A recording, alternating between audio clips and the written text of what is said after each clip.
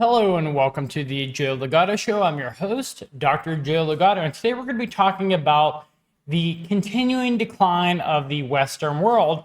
And really, these countries are just rushing to see who sucked the most at this point. And this article is on the British economy will outperform Germany this year, the International Monetary Fund admits. And this is on the telegraph.co.uk channel, and both of them are doing extremely poorly. They are either in a recession or almost in a recession.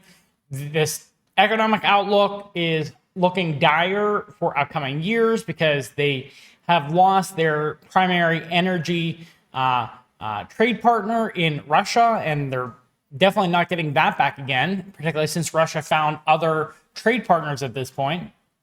So let's read what this article has to say.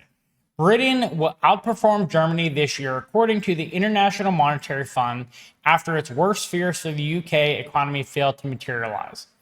The IMF, and this is an article talking about 2023. This video might be posted in 2024 or so, just to let you know. The IMF expects the UK economy to grow by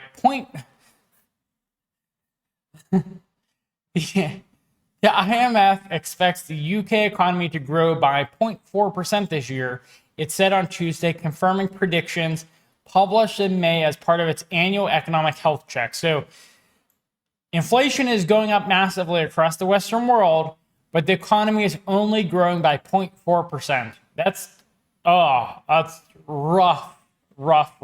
And that's actually the better economy. That's Britain outperforming Germany. Just think about how terrible Germany must be.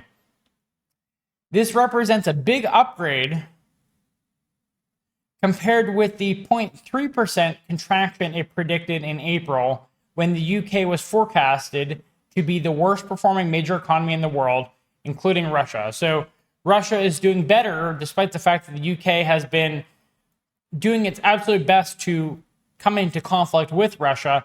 Russia is outperforming the UK, and they're outperforming quite a few countries at this point. The fund said the UK's improvement reflected stronger than expected consumption and investment from the confidence effect of falling energy prices.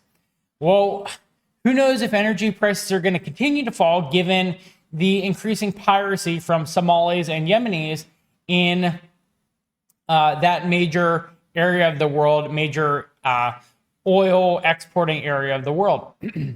And given increasing hostilities in places like the Mediterranean Sea, and given the increasing hostility towards Israel and things like that, there's a number of reasons that energy prices might be increasing in the upcoming years.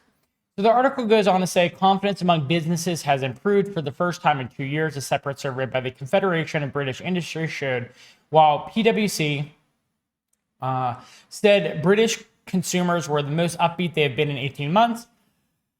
The IMF said the Windsor Framework Agreement announced by Rishi Sunak in February had also helped trade between Northern Ireland and Great Britain thanks to lower post-Brexit uncertainty.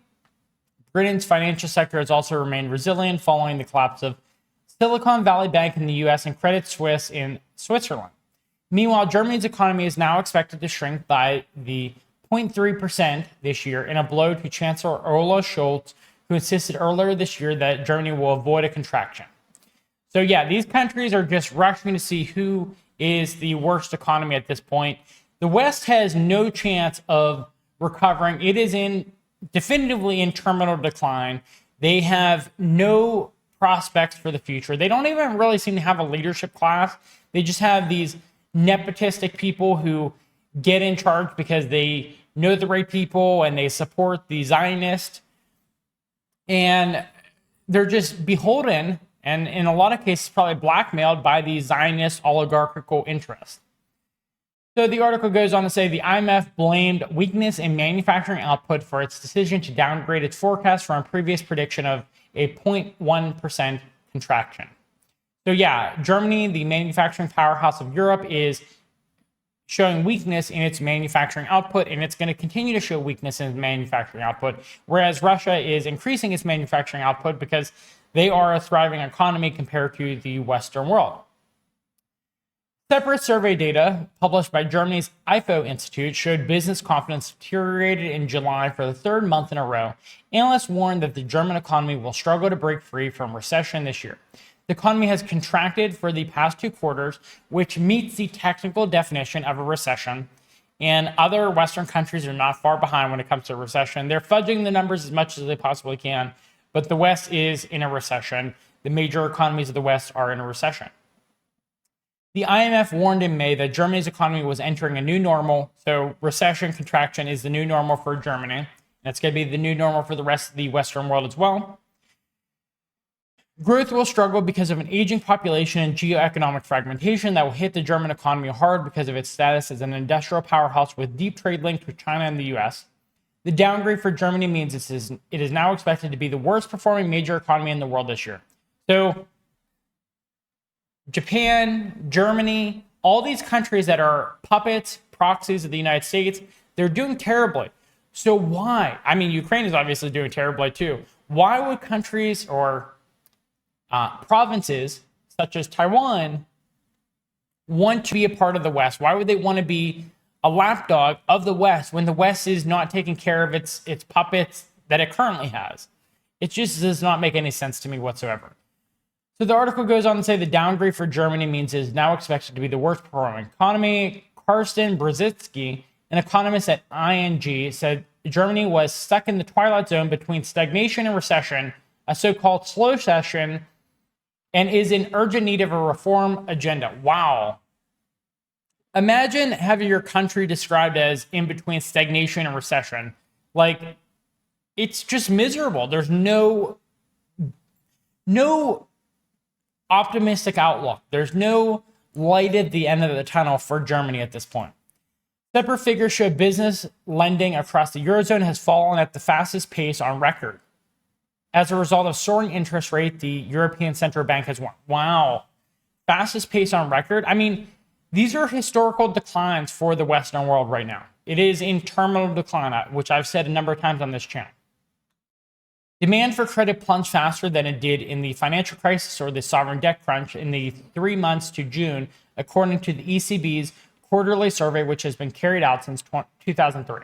Despite economic clouds in Europe, the IMF upgraded its global growth forecast from 2.8% in April to 3%. And that's really Eastern European countries, some, I guess, what other countries would really be growing in Europe? I don't know, but the major countries that make up the core of the European Union are not going to be growing whatsoever. However, despite economic, I misread that. Actually, despite economic clouds in Europe, the IMF upgraded its global, I thought that was European growth forecast. Okay, so non-Western countries are growing, but Western countries are declining here. That's what it's saying. Interesting. However, it warned that the UK and other advanced economies, that's also interesting because it's not only saying that other countries are growing, non-Western countries, but it's saying those other countries are growing more than expected, while the Western countries are declining faster than expected. So it's more severe than we were even expecting.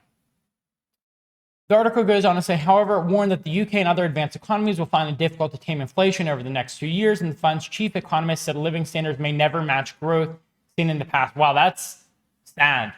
I mean, no wonder death to despair and suicide rates are so high in Western countries. Mr. Granichas said prospects for a medium-term growth in income per capita have dimmed over the past decade. So they're not looking at high growth. They're looking at medium-term growth and saying, yeah, this is not going to be possible either. The IMF said inflation was likely to remain stubbornly high across the world for the next 2 years as central banks struggle to tame soaring prices. Mr. Granichas warned the collapse of the Black Sea grain deal will push up some food prices by up to 15%. In a move that risks keeping global inflation stubbornly high. He said a deal brokered last year between the UN, Turkey, and Russia that ensured Ukraine, one of the world's bread baskets, could keep sending its exports via the Bosphorus was very instrumental in making sure that there was ample grain supply for the world last year. Russia's decision to withdraw from the deal is likely to put upward pressure on prices, he added. Okay, so remember here, the reason Russia left the deal was because Ukraine wasn't keeping its side of the bargain. Russia has no obligation to stay in a deal where the other side is not staying in the deal. Okay? So Russia didn't pull out, Ukraine pulled out first. While he said the IMF was still assessing where we're going to land, he added that somewhere in the range of a 10 to 15% increase in prices of grain is a reasonable estimate. Wow, that's horrendous to think. We already have such high inflation in the Western world, and now it's going to get even worse. The IMF recently said the UK inflation will not fall back to its 2% target until the second half of 2025. Oh, so they're not even optimistic for 2024. It's just, wow, this is horrible. Clearly, the battle against inflation is not yet won, and they keep postponing when they think they're actually going to win. They're never going to win. Hint, it's terminal decline. That's why it's called terminal. It's called terminal for a reason.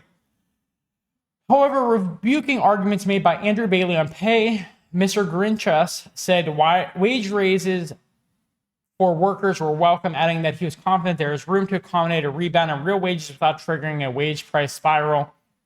The governor of the Bank of England has previously warned that pay demands are stoking price rises, making it more difficult for the bank to return inflation to its 2% target.